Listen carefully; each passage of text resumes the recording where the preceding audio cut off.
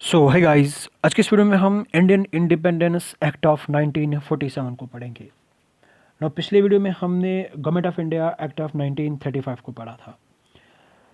नौ अगर हम बात करें 20 Feb 1947 British prime minister Clement Italy declare करते हैं कि जो ब्रिटिश रूल है इंडिया में वो ख़त्म हो जाएगा, एंड हो जाएगा बाय जून 30 1948। नाउ उसके बाद जो पावर्स हैं वो ट्रांसफ़र कर दिए जाएंगे to the responsible Indian hands. इस अनाउंसमेंट को सुनते ही जो मुस्लिम लीग है उन्होंने पार्टीशन की डिमांड कर दी। Again on 3 June 1947 British government ये क्लियर करती है कि any constitution framed by the constituent assembly of India, constituent assembly को बनाया गया था 1946 में, ये जो प्रोविजंस हैं ये अप्लाई नहीं होंगे उन पार्ट्स पे जो इसको एक्सेप्ट नहीं करना चाहते। ठीक है, सेम डे ये 3 जून थी, 3 जून 1947 लॉर्ड माउंट बेटन, ये वेसरे होते हैं इंडिया के उस टाइम पे, ये यहाँ पे पार्टीशन प्लान को लाते हैं जिसको हम माउंट बेटन प्लान भी बोलते हैं। ठीक है, आई बात समझ में? ना इस प्लान को कांग्रेस भी एक्सेप्ट करती है, मुस्लिम लीग भी एक्सेप्ट करती है और इमीडिएट इफ़ेक्ट देते हैं इस प्लान को। यहाँ पे इंडिपेंडेंस जो एक्ट है, इंडियन इंडिपेंडेंस एक्ट 1947, इसके थ्रू यहाँ पे इस प्लान को इनेक्ट किया जाता है, इसको इफ़ेक्ट में लाया जाता है। ना अब फीचर्स क्या है इस एक्ट के, तो एक एक करके बात करते हैं।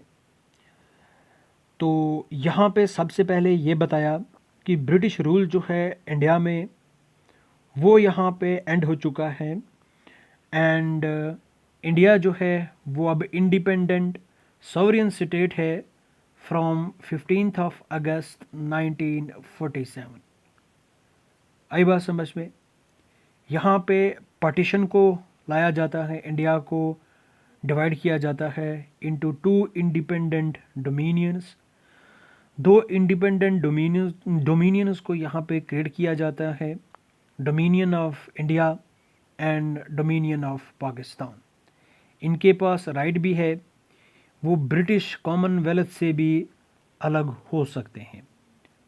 आई बात समझ में? नो। थर्ड इम्पॉर्टेंट पॉइंट क्या है? जो ऑफिस ऑफ वेसराय है इसको यहाँ पे अबॉलिश कर दिया, हर एक डोमिनियन को गवर्नर जनरल दिया गया, हर एक डोमिनियन के लिए यहाँ पे गवर्नर जनरल को अपॉइंट किया। तो इसको किसने अपॉइंट किया? इसको ब्रिटिश किंग ने अपॉइंट किया on the advice of dominion cabinet. Dominion के पास अपने कैबिनेट्स थे, उस कैबिनेट की एडवाइस पे किंग ने गवर्नर जनरल को अपॉइंट किया फॉर ईच डोमिनियन। इसकी जो मैजेस्टी गवर्नमेंट है ब्रिटेन में वो अब रिस्पॉन्सिबल नहीं है with respect to the government of India and Pakistan. His Majesty government की कोई भी रिस्पॉन्सिबिलिटी नहीं है गवर्नमेंट ऑफ इंडिया और पाकिस्तान को लेकर। नाउ यहाँ पे कॉन्स्टिट्यूएंट असेंबलीज़ को एम्पावर किया, दोनों डोमिनियंस की जो कॉन्स्टिट्यूएंट असेंबलीज़ हैं कि वो फ्रेम कर सकते हैं, अडॉप्ट कर सकते हैं किसी भी कॉन्स्टिट्यूशन को अपने रेस्पेक्टिव नेशन के लिए, वो रिपील कर सकते हैं किसी भी एक्ट को, ब्रिटिश पार्लियामेंट के किसी भी एक्ट को वो रिपील कर सकते हैं। ठीक है, इंक्लूडिंग जो इंडिपेंडेंस एक्ट है उसको भी वो अगर रिपील करना चाहें तो रिपील कर सकते हैं।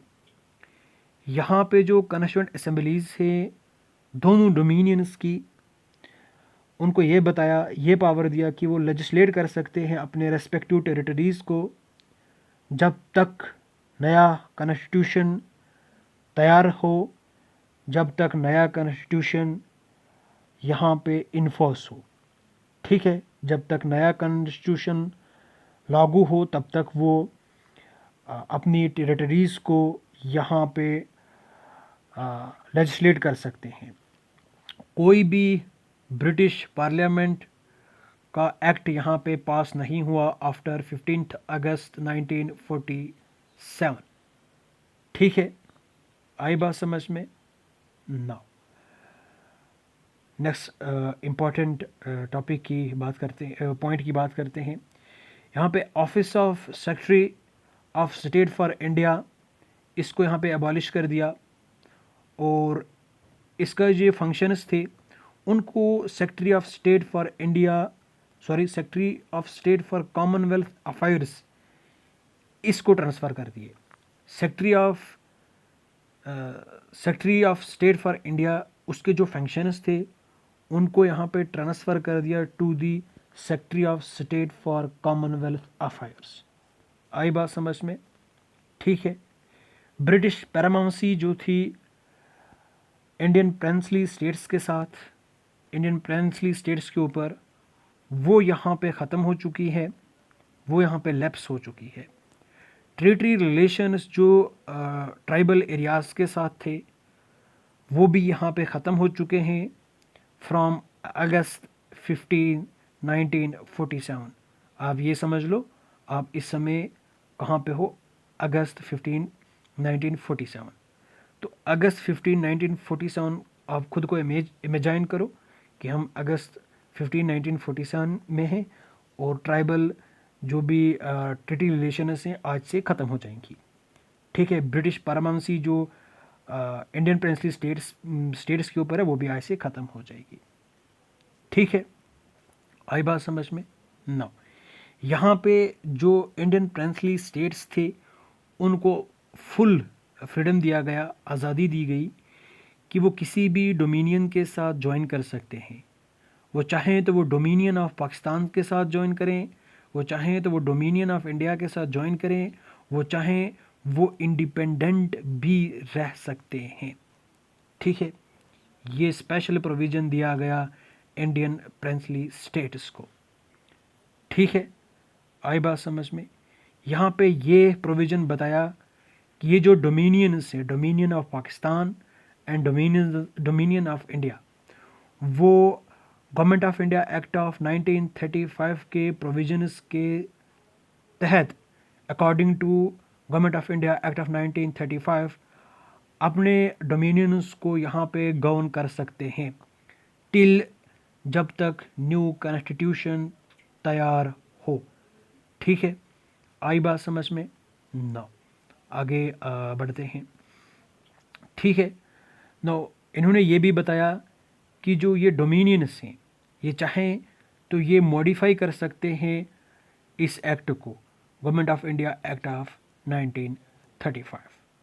ठीक है, ब्रिटिश मोनार्च, इसका वीटो जो था आवर बिल्स वो ख़त्म हो चुका है।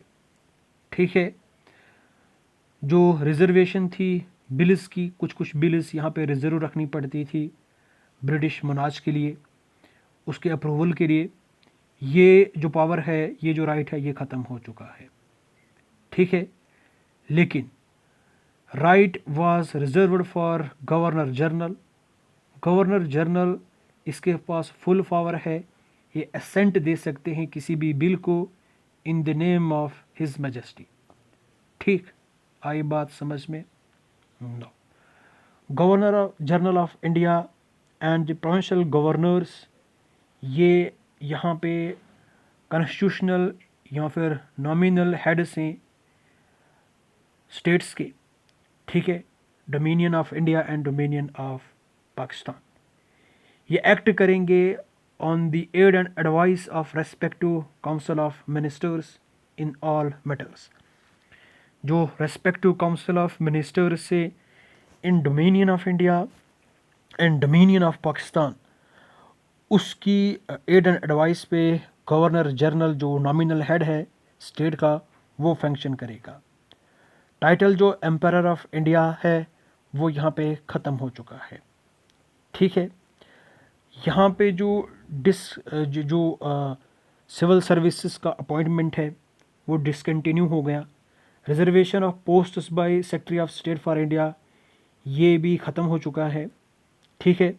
लेकिन जो मेंबर्स हैं सिविल सर्विसेज के जिनको अपॉइंट किया बिफोर 15 अगस्त 1947 वो अपनी जो भी बेनिफिट्स हैं उनको एंजॉय कर सकते हैं। जो भी उनकी बेनिफिट्स हैं, सैलरीज वगैरह हैं, पोजीशन वगैरह हैं, वो कंटिन्यू रहेगी, ठीक है। आई बात समझ में? Now at stroke of midnight of 15 August 1947, 14-15 August 1947 British rule जो है वो ख़त्म होता है। पावर जो है वो ट्रांसफ़र कर दिया जाता है दो नए इंडिपेंडेंट डोमिनियंस को, dominion of Pakistan and India, ठीक है। लॉर्ड माउंटबेटन ये फर्स्ट गवर्नर जनरल होते हैं न्यू डोमिनियन ऑफ इंडिया के, और जवाहरलाल नेहरू जो हैं वो पहले प्राइम मिनिस्टर होते हैं इंडिपेंडेंट इंडिया के, ठीक है। कॉन्स्टिट्यूएंट असेंबली जिसको बनाया था 1946 में, ये पार्लियामेंट बनती है डोमिनियन ऑफ इंडिया के लिए। आई बात समझ में?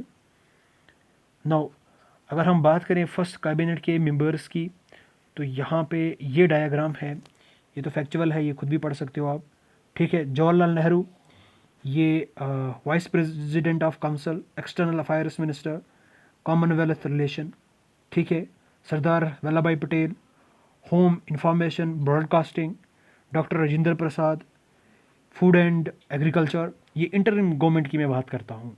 आज़ादी के पहले यहाँ पे एक इंटरिम गवर्नमेंट बनाई गई, उसके बाद इलेक्शन होगा, उसके बाद फुली फंक्शनल सारी चीज़ें चलेंगी। Doctor Rajendra Prasad food and agriculture, doctor John Matthai industries and supply, Jagjivan Ram labour, Sardar Baldev Singh defence, CH Bhabha work mines and power, Liaquat Ali Khan finance, Abdur Rab Nishtar posts and air, ठीक है।